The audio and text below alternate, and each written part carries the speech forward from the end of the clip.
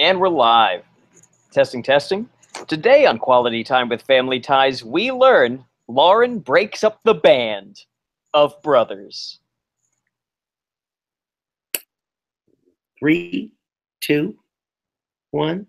Hey, everybody. Welcome to Quality Time with Family Ties. I'm one of your hosts, Corey Pepper. Along with me tonight is Paul Packler. I'm not going to say as always anymore because there doesn't appear to be an as always with us, Paul, does there? We have thrown all pretense to familiarity away. Like any sort of through line is gone. We're just flying by the seat of our pants anymore. We're happy that we're just not recording 43 minutes of white noise. Was that an option? I would have chosen that if that were the option. No one offered it to me, or else I would have chosen it. Corey, are you a Lou Reed fan? Other than the most famous one, Wild Thing. Take a walk on the wild side. Walk on the wild side. Yeah, Corey, you lived through it. What's going on here? You know, that's the problem. When you live through the 60s and 70s and 80s and 90s, it's a long time. Well, he has an album that was a double disc album called Metal Machine Music that was 2 discs of guitar feedback, and that's it. Really? It's terrible. It almost lost him his contract with the record company. Wow. Anyway. Was he angry at the record company? Was it some sort of an anger thing? Honestly, with Lou Reed, it was always an anger thing. So, I'm sure he was pissed at somebody. Yep. So tonight's episode is entitled "The Other Woman." It's season 6, episode 4 of "The Other Woman." Yeah. Which, speaking of anger, this is an episode all about Andy being angry. It is, and I'm going to say right off the bat, I can't imagine this episode have been done last year. They leaned so hard on Andy this episode, and he acquitted himself just fine, except for a few moments, which I'll point out. But for the most part, he acquitted himself just fine. Absolutely, I was impressed with how he was able to, be the anchor of this episode for the most part. If you would go back and listen to any episode from last season, and we were freaking out about Andy. Right, and it's sort of amazing that he could do that much. Now, that having been said, he ain't the problem in this episode. But the episode's problems go back to, once again, little writing staff and how they perceive Alex P. Keaton, the sociopath, once again. He rears his ugly head. We haven't had a really good Alex is a sociopath episode for a while. And it really does rear its ugly head in a few ways, in a few different scenes. And there are times where you're just like shaking your head going, wow, they're up to their old tricks again with Alex. Yeah, this is the first episode where you can feel them starting to get tired again. Uh-huh. Yeah. Yep, exactly. Where the writers are just sort of like, wow, when do we have a hiatus week coming up? Man, Thanksgiving yet? What's going on, guys? We open this episode in the kitchen with Mallory and Nick announcing to Elise and Steven that they have big news. And of course, we all know what Elise and Keaton's greatest fear is, what that big news might be, and they're sort of screaming no and praising God, please God, no.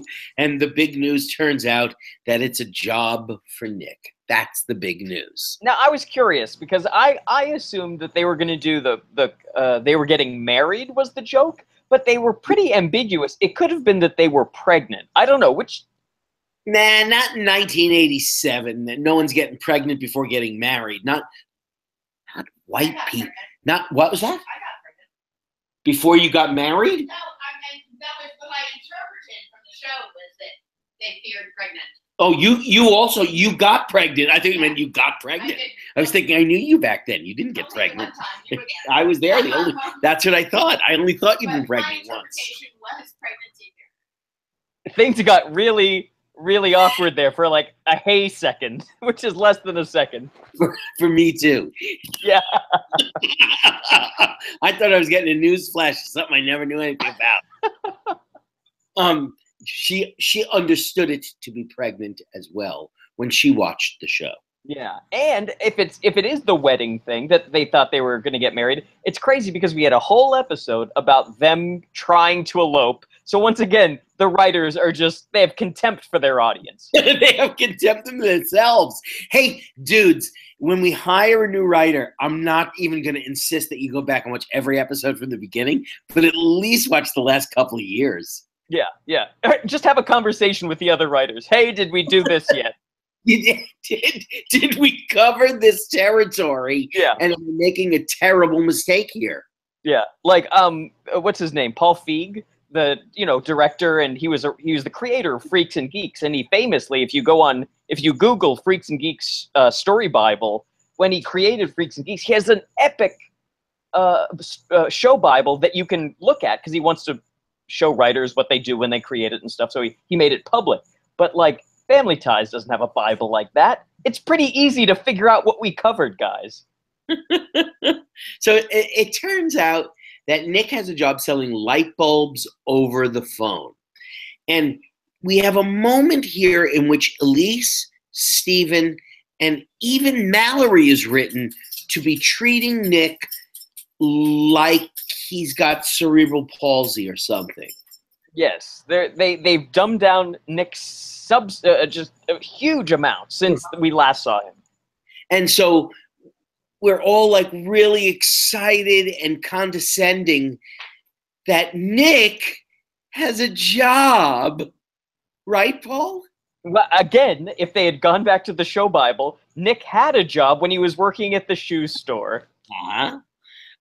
And Corey, there's something here that I was dumbfounded at, was the fact that the selling light bulbs over the phone is a real thing, because that was a joke in the set of Jerry Seinfeld. Oh, really? That was a Jerry Seinfeld joke that he said. Like, it's a real thing. Jerry Seinfeld, one of his terrible jobs that he had before becoming a successful stand-up comedian was selling light bulbs over the phone. And he would say that, like, are people just sitting there in the dark being like, I'm waiting for somebody to call? So, how they obviously stole that. Right. Which is sort of kind of amazing that they did. Yeah, I mean, he was definitely a popular stand-up by that point. Of course. At this point, Andrew barges in, sort of dressed up, wearing a cap with a dollar sign on it, and he announces that it's time. Where's Alex? It's time to watch Wall Street Week. And Wall Street Week is a show they've mentioned quite a few times in the past, which is interesting to me because it's apparently a weekly show, but it's always fucking on. So I don't know what's going on. It was indeed a weekly show on PBS. Mm-hmm. And it does indeed seem to be on in perpetuity in the Keaton household. I don't think they have a VCR yet, but boy, it's on all the time. They have the box set. It broke my heart. That was the first thing I thought of was, where's your VCR, Keatons? You have like 2 lines in your house. I think you have cable because you have MTV. You haven't broken for a VCR yet? Really? Unbelievable. And Andy wants to be set up, with his popcorn to sing. He wants to sing the theme song. With Alex. Right. Mm-hmm. And finally, Alex and Lauren come in. Boy, they had a hell of a good time today, giggling, tripping the light fantastic together, holding hands, making moony faces at each other. Wow, they enjoyed themselves, much to Andrew's upset. Yeah, they were at the library for a psychology conference or something, right? Right. Uh-huh. And Andrew mutters almost in a sign of the fit that's to come for the next 22 minutes.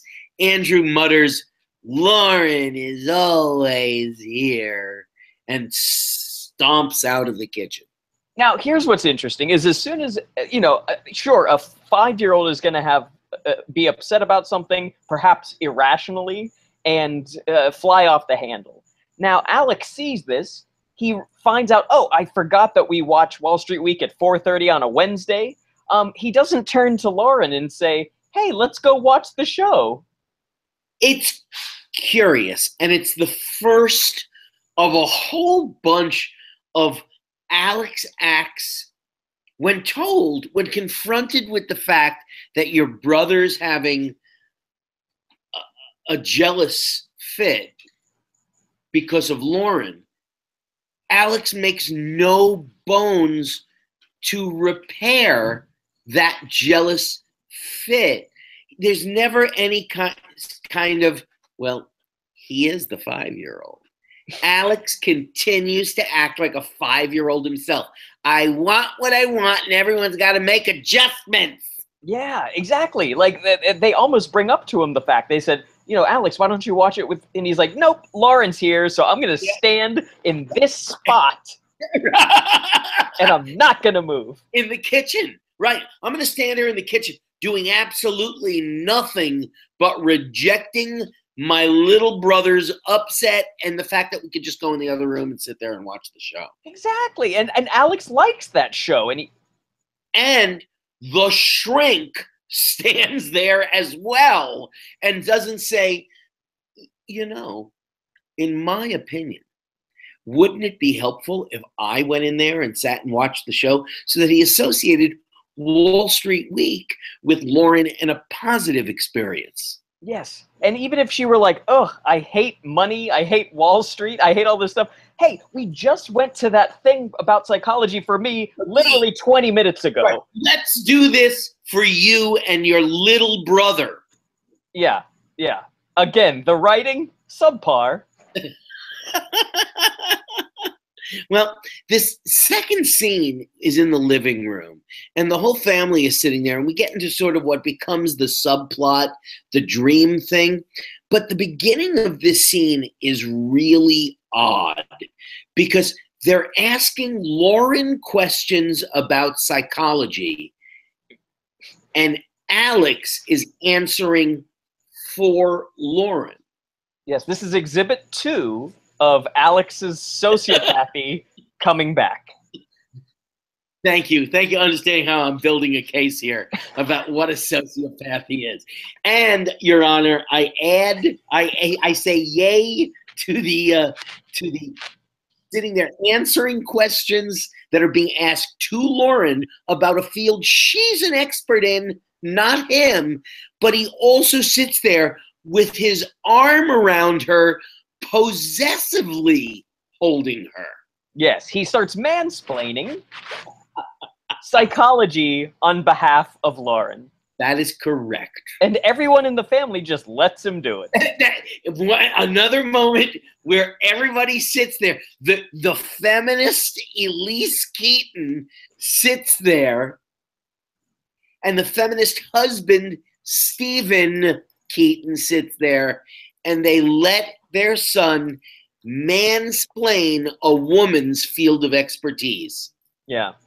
Yeah, this is honestly maybe we've said the worst that Alex P. Keaton, but this is the most it's like a pod. It's like the center of a nesting doll of all of the shitty things about Alex P. Keaton's character that normally you don't see or remember, but this episode has it all. I'm really appreciative, though, when they do stuff like this, because it sure does give us something to talk about. It's true. This episode was lousy with stuff that we could pick apart. Absolutely. And yet lousy and yet not unwatchable until the end. Right. Mm-hmm. Only the end is, but they sure do make up for it at the end. And by the way, and when I say the end, you may not know what I'm talking about, because there were 3 of them at the end. It was Return of the King of Family Ties episodes. There was a trilogy. There was a trilogy at the very end of the show that we'll get to. But we get to the subplot of everybody asking Lauren to interpret their dreams. It's like they think that she's Rasputin. They're like, You're some type of wizard, obviously. Like the Keatons have never come across the idea of psychotherapy. I wish I was a wizard. Could you predict the future for us? Parlor trick where Steven starts giving her his dream. Do you want to run down what his dream was? You know, it's funny. I happen to have written down the highlights of it. Steve, I stopped after this first initial one, I must confess. Yeah. But in the dream, he said that he was naked. Mallory muttered, "Ooh, gross, Dad," and that he was hiding behind something. A car? Like he was walking down the street, right? Yes, and Elise was there. And he was playing racquetball with President Eisenhower. Wow. And then in one of the most Lauren does venture a guess as to what this means, and it has something to do with him hiding, and she links that to the fact that he has a beard, and he's sort of, Steven is sort of taken aback, like, oh, he is actually hiding something. And then Alex refers to Lauren as my little Miss Freud. There are just no words when that. No, you know, I because Tracy Pollan's character was supposed to also be a feminist foil for Alex B. Keaton. I think Lauren is supposed to be that too, but at no point does she have any reaction to any of this shit talking that he's doing. And this episode is practically a half hour of Alex shit talking. Yes, and I'll say it again, Courtney Cox, I am not a fan. Uh-huh. She acts what's in the lines of dialogue, and she gives no other, there's no subtext to what she says. There's no relation to the other person, like in the Meisner style of acting, where it's the words don't matter. It's all about the energy between two people. You're right. There's a flatness to her performance. It's flat. It just, she inflates the words with air. It's the difference between being a public speaker and being an actress. Yes. You know, yes, she's able to publicly speak the words with and understand what they mean, but yet she's not able to give it anything more than a flat reading. Yes. It's like if the line is supposed to be happy and that you're happy to see someone, she will laugh when she says hello. Hello! And then deliver the line in her flat manner. C+. And listen, I wasn't, and I know this is God, I'm another sinner to say this. I was never a huge Friends fan while the show was running. I have no problems with Friends. I don't have problems with anybody who loves Friends. People who know every episode of Friends, God bless them. It's a very well-written episode, almost its entire 11 seasons. It was very well written. I can watch an episode of Friends and almost always laugh at a joke or two because the characters are so well defined. However, I was never a great Courtney Cox fan. I felt as though she did get better as the show went on in Friends.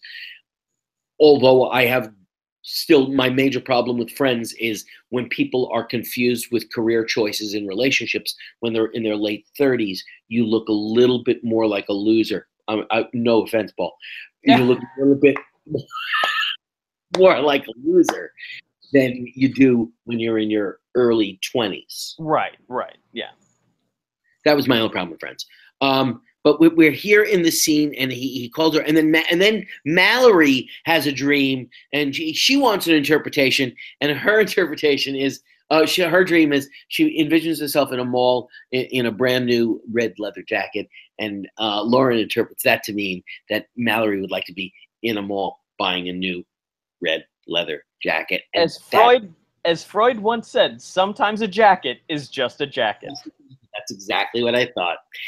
We morph into the final scene, the third and final scene of the first act in the living room, and we have Nick and Mallory on the phone.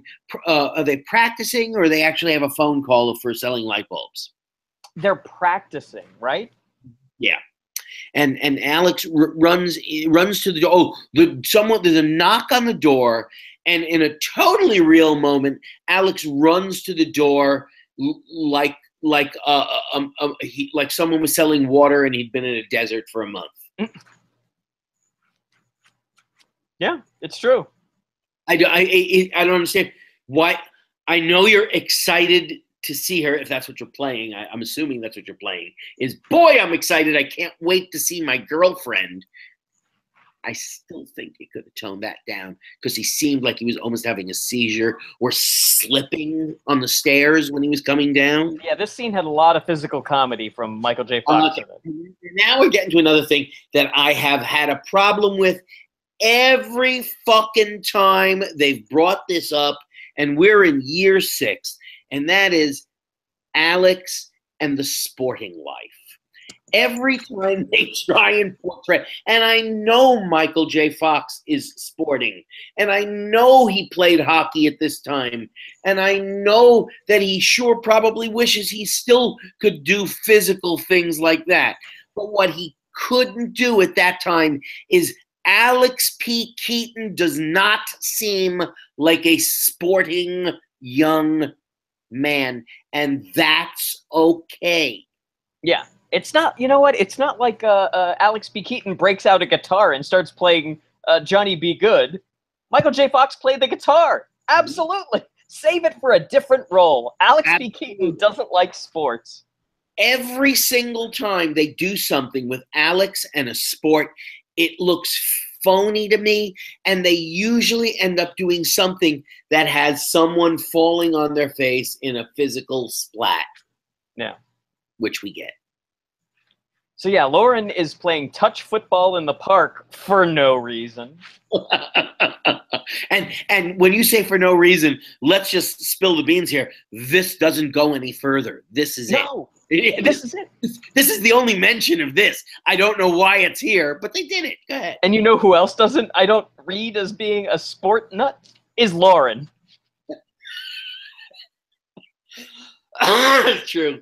Yeah, she hangs out with the chimpanzee in the lab. She studies psychology, and she speaks with a flat affect. That's the things that she does. That's it. Sporting, it doesn't really seem. Oh, I play touch football every Saturday afternoon. Bullshit! I say bullshit, young lady. You do not. And Alex and her are going to go off to play, and so they run out, because they're going to go play touch football in the park.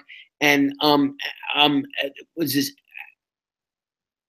Andy, right? Andy announces that aren't we supposed to go to the coin fair today? And it's too late, because Alex and Lauren have rushed off, leaving Andy to throw his coin fair accoutrements on the floor of the living room and storm upstairs to a stunned audience. Yeah, and then we just fade out to commercial. Honestly, I think for Andy, for Brian Bonsall, what a great moment to just throw that. That must have been so fun for him. I had no problem. It's fine. All my problems with Andy's performance come in the second act. And look, we've seen this before. I'm wise to it. I'm not blaming Brian Bonsall for the problems in the second act.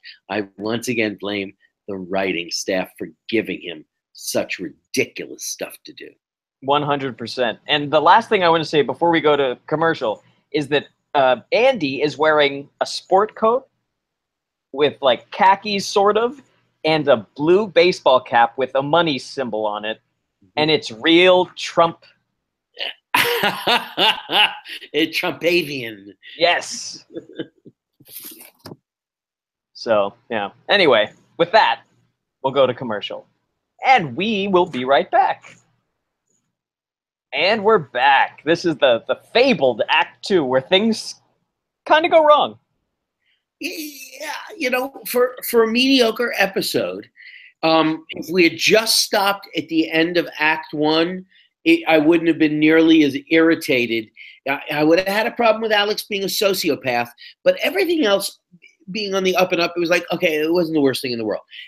All of the problems happen in this act. And a lot of it has to do with the fact that, once again, who's the child here? Alex Lauren or Andy Keaton? And the answer is clearly Andy Keaton. And I don't even think he very rarely, or it goes so far before even a parent advocates for Andy. They're just standing there, watch everything happen in front of them this episode. And we've seen this happen before with the Keaton mom and dad, where Alex has done something fucked up to Mallory or Jennifer, and mom and dad stand by and sort of watch it until it gets so bad that, shit's going to hit the fan sooner or later. So, but they watch an awful lot of it before going, hey, I see what's happening. Let me get involved here. I apologize, but I'm going to get involved and say something. Can I ask you, as a parent, is Yes. that a technique where, because they've been parents 5 times at this point. No, 3 times? 3 times. That was like a Monty Python joke. Yes. 5, 3, 4, 3, 2, 1. So they've been parents 3 times over. Then they have Andy. At this point, do you think their laissez-faire parenting is just because they've done it so many times? I can't believe that they are. I can't believe they're not more attuned to the fact that they now have 4 children at 4 different stages of life. And they're relating to each other. And at times, you have to go in there and referee it, especially when the oldest one is a sociopath and he's not. The one thing you teach all, you were an older brother. Yeah. Aren't you always taught you take care of your younger sibling? Right. If you're around and you see something fucked up happening, you take care of your younger sibling. Your responsibility if nobody else is around. If you stood around and watched your sister get hurt by something, your parents would be rightfully angry with you. Sure. And there are times where I just think to myself, hey, Alex, you're 21 years old. A few years ago, people routinely got married and had children when they were 21 or 22 years old. You could be a parent right now. This is your little brother. Really? You're that selfish, self-absorbed, and narcissistic that you can't see that your brother is having a hard time with the transition. Transitions are always hard for children, and you need to take it a little easily. And just the fact that you couldn't make this trip to Playland just a date for the brothers. Hey, put your brother to bed at 8 o'clock and go fuck your girlfriend, Alex. Yeah. But go to Playland with your brother. Oh my God. And that's the other thing about this is we're skipping a little bit because they have, right after the commercial, in Andy's room, an apology session. And this is another thing that I think is a bad part about Act 2, is that they do the same thing once. They establish there's an apology in Andy's room. Then Alex goes and does a thing. He fucks it up. Then they have another apology in Andy's room. And then that carries us to the end. And it's just like, we did this already. They repeat a beat over again for no apparent reason. But in the Playland, yeah. We start here with Andy playing with stuffed animals, and he's obviously taking out. He's acting out with the stuffed animals. One animal killing his brother, Alex. And Elise comes in and she sort of spies what's happening here. Okay, so she's getting here right in on the ground floor. I understand what's happening, Andy. Let me talk to you about this. And before long, she has a few moments of discussion with Andy about, I know that you're upset that Alex is spending a lot of time with Lauren, but this is, a new thing, and this is a difficult period of time. And then the whole family shows up. Everybody, including Nick, and they all have a go at it now. They all have a go at Andrew. Chitty, oh chap, pick it up. Come on, chip. Stiff upper lip it. Really, come on, pick yourself up by your bootstraps, young man. And they all have a little thing, and then it ends with Nick having a moment with Andy, and here's the first time where it was like, wow, this was the first moment where I saw that they just were asking so much from Brian Bonsall from a show that's taped in front of a live studio audience. It was really a lot. In his little scene with Nick, it ends, of course, with a hug, but he almost hugged Nick before Nick delivered the line that would motivate the hug. Right. And he did the last episode, he did something like that before, where he is, after all, when I called him a trained monkey last year, he gets on a lap, he gets off a lap, he goes out a door, he swings the door. Everything was step 1 to step 2 to step 3. At least this year, everything looks organic. But here was a moment where it was like, and he did the same thing. He knows he's about to hug Nick, and he just does it. And then Nick almost like stops him from doing it so he could say the line, and then he continues with the hug. Yes. But at the same time, it's just one of those things where it's like, it stands out in this episode and the other episode because everything else is so good. It's absolutely. It was the first moment that I wrote down where it's like, okay, Andy did something. And look, last year it was every moment that he had. This year it was like one moment last week when they gave him a little more to do, and one moment this week, well, it was a little bit more than one moment. But another moment, this is the only one that I really feel that Brian Bonsall made an error in. The errors that come from this point forward are strictly writer-induced. Absolutely. So Alex comes in, and Andy makes a beeline for the closet and locks himself in there. And then Elise is like, everybody get out. And then Steven goes with them, and she's like, well, not you, idiot. And then he comes back. And then the three of them have a scene where Alex is trying to get Andy to he's apologizing to Andy. Right. And they sort of make a deal that this is where it gets... Really, Alex? Come on. You're 21 years old. You couldn't figure this one out. He makes a deal to go to Playland with Andy. Yes. I guess he doesn't explain to Andy that he meant with Lauren to Playland with Andy. That's really Alex's fault. It's really Alex's fault. He should have seen the situation. I thought he was dealing with the situation, and then he sort of clobbered him over the head. Right. Now, you could make the case, if you wanted to be charitable to Alex and say, well, he wanted Lauren to come along so that way Andy can get used to her and have a better relationship and, like, you know, just make it a very low stakes, getting to know you type thing. But that is not what happens. He should have said something. And then we start this scene in Playland with, once again, Alex in a very physically dominating position with his girlfriend. Yep. You know those guys, and I know you and I know those guys who in high school walked down that hall and they didn't just have a girlfriend, they owned that girlfriend. Yes. It kind of reminds me of in what's that? Oh shit. I can't remember the movie with Casey Affleck that won the Academy Award. Manchester by the Sea. Manchester by the Sea. The way that the nephew treats the two girls that he's dating, and the one girl keeps throwing herself at him. She was the one that was in Moonrise. Oh my God, I can't think of it. Moonrise Kingdom. Thank you, Jesus Christ. I'm so sleep deprived right now. Anyway, so yeah, it's just that dynamic where Alex is just he has her wrapped around his finger, and sometimes she seems to go along with it in a bad way. In a way that I don't believe a graduate psych student would. No. So we get into this thing with Andrew acting out, where everybody's trying to get Andrew a soda. And he says he wants an orange soda. So we get him an orange soda. Then he screams root beer. Then he says ginger ale. And then Alex says, I'm going to go get him a soda. And we have a scene between Lauren and Andrew. That's very uncomfortable.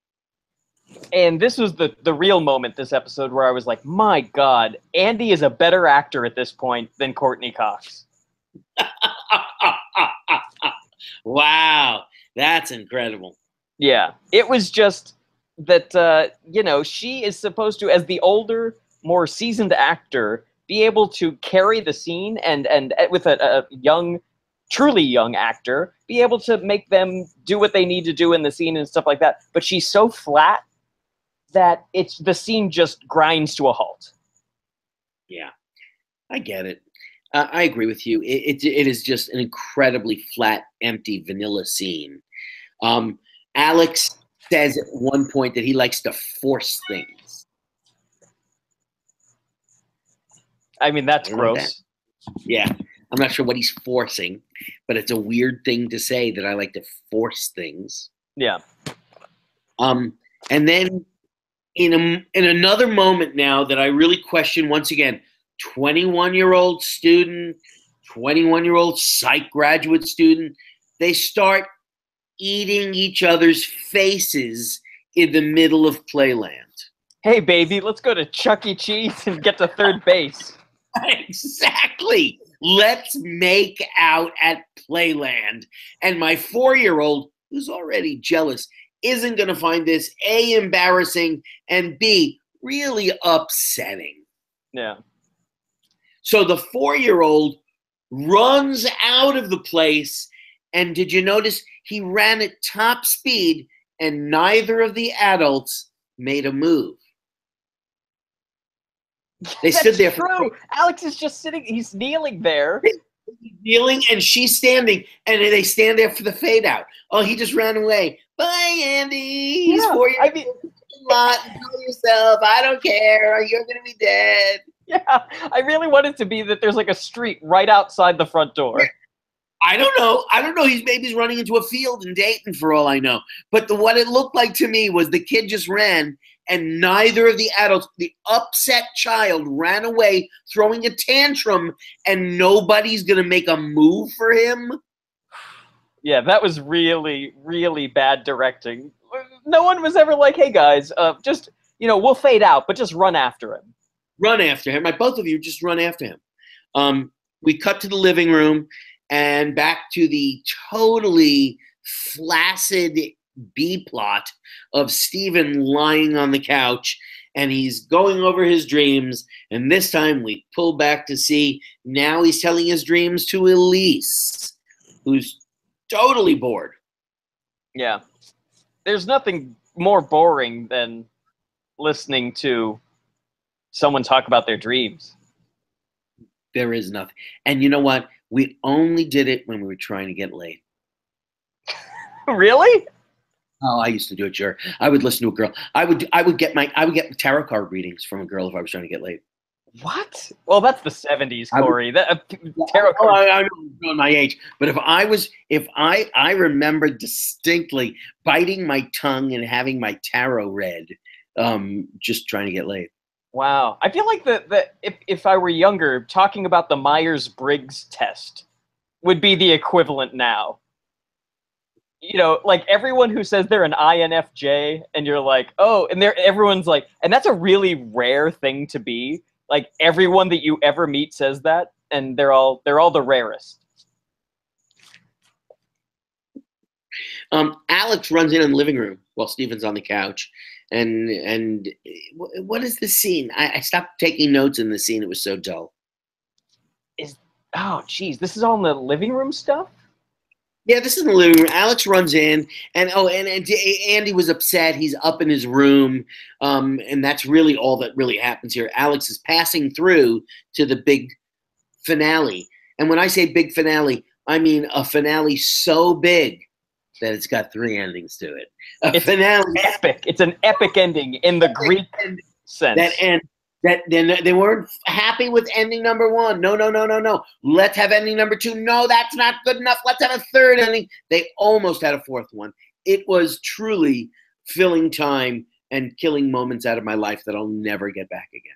It's like the state of Missouri where they say, you don't like the weather, just wait a couple minutes.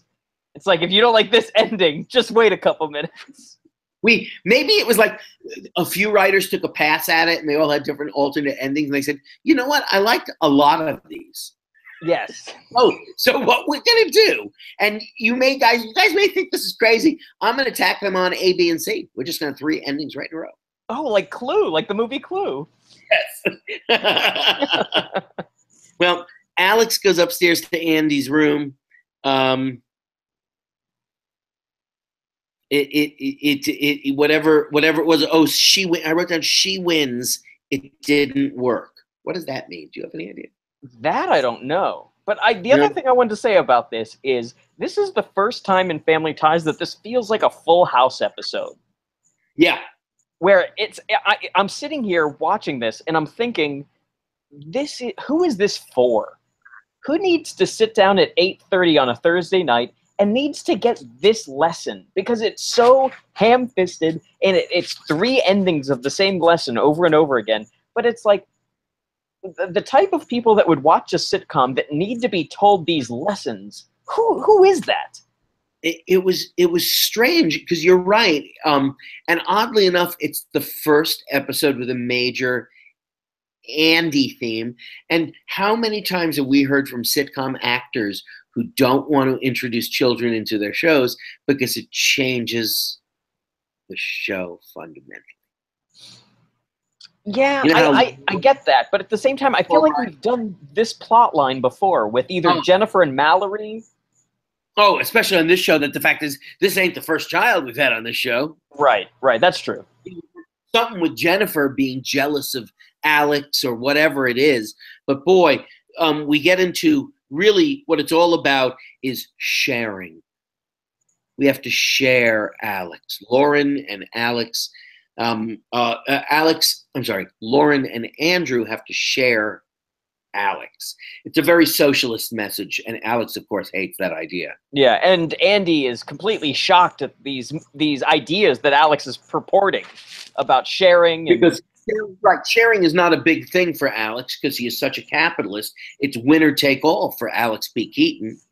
And you know what? Throughout this scene, even though it's weird and boring and overlong, Brian Bonsall, again, has a bunch of punchlines in it and does a great job at making different choices and stuff like that. Again, it's the writing. It's not these two actors. It's not him. And really, as this scene ends over and over again, even he was frustrated, I think, Brian Bonsall, with the repeated nature of these, what I refer to as these hug out lines. They're not blackout lines. They're hug out lines. And every one of them, this is what we've gotten to, the point we've gotten to on Family Ties, where almost every episode ends with a hug out. Mm-hmm. That fade out, Yep. We just go to this hugging thing, and we have Andy who utters the words, I miss the old days with Alex, and they hug, and it seems like it's over. Oh, if only it was. Alex, Lauren comes in. Lauren is waiting outside. Hey, buddy, will you give her a chance right now? She so badly wants to get to do something with you. And she comes in and she says something about, hey, thanks. It looks like she's got something behind her back, doesn't it? It totally does. And she never gives it to him. The soda. Oh, it's a soda. It's that funky 6-pack of sodas. That's what it is. Oh, it's where she does the mix and match and somehow attaches them to the sixer. Yes, exactly. So she's got a can. He's got a can of Coke, a can of Pepsi, a can of Orange, a can of 7-Up, a can of root beer, a can of cream soda. Okay, which is actually kind of a funny prop joke, where right. he kept dicking around with her, trying to get her to get all these different sodas, and then she's like, "I brought them all." Would have been a nice place for a punchline.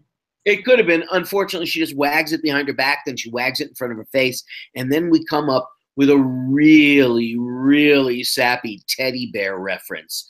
Oh, sweetie. You like teddy bears too? Condescending. And he responds, yeah, I do like teddy bears. And we run into each other's arms for our second ending. If only it was over. What's the third one? I'm forgetting the third one. Alex has a story time. Oh, shit, that's true. My God, yeah. Whatever you do, don't let the kid we're not going to leave with a hug out. We got to give Alex a line out. Yeah. So Alex opens up the book, and we cuddle up with Alex on the bed, Lauren and Andrew, and Alex starts the story with, oh, the interest rate was risen to 7.63 by the Federal Reserve Bank. You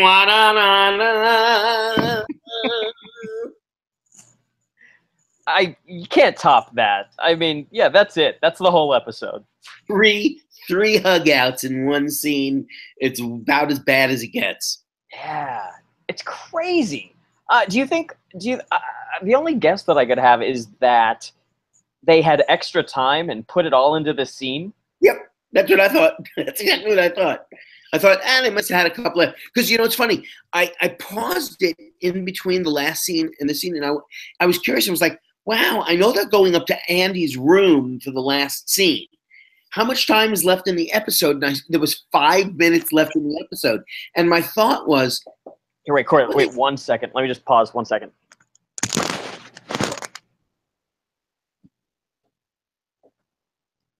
Manny, could you get me more water? I'm very perched.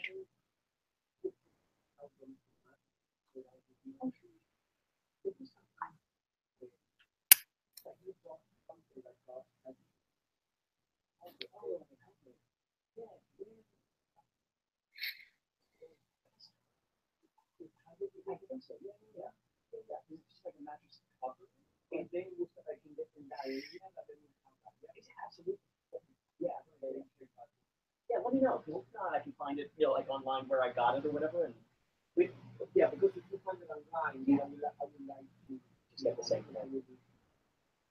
Yeah, of course. Yeah, of course.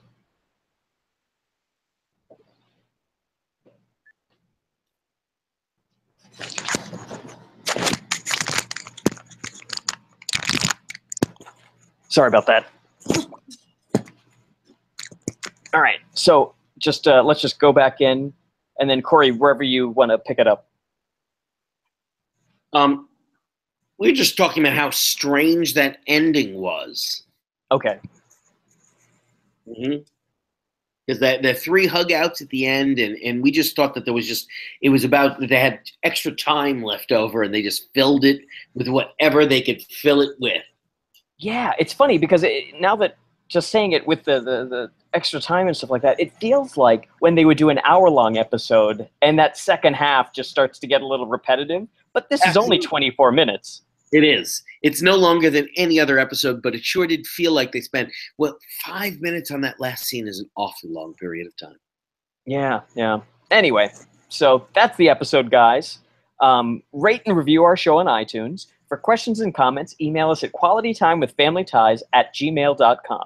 Follow us on Twitter at QTWFT for updates, and you can follow each of us. On Twitter, I'm at Paul Packler. I'm at Qtwft, and Scott's at Follow Jones.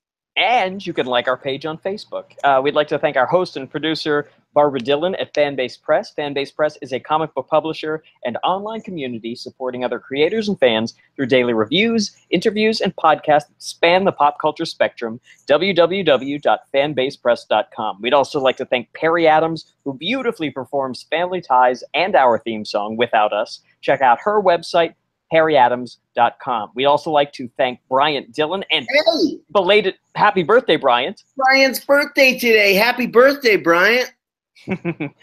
He created our fantastic drawing and artwork, as well as edits our show. Bryant is the president and co-founder of Fanbase Press. Follow him on Twitter at Comic Book Slayer. Finally, we'd like to thank Sean Foster, Fanbase Press's graphic designer, for designing our logo. And Corey, before we go, do you want to do a little pitch for the show? I would, if I was around and I was looking at television on a Wednesday night at 9:30, I would take a look at American Housewife on ABC. It's on right after Modern Family this season, and tonight's their premiere episode. And my kid will appear in episode 6 and in a few other episodes down the road. So definitely watch it, but definitely watch it 6 weeks from now. Watch it in an episode not only with my son in it, but directed by Family Ties 3-time character actor John Putch. Woo! And Corey, next week, did you have any conversations with him that we could plug that we're going to talk about next week? Oh, absolutely none. All right. All right. Bye, everybody. Bye bye. Sha la la la.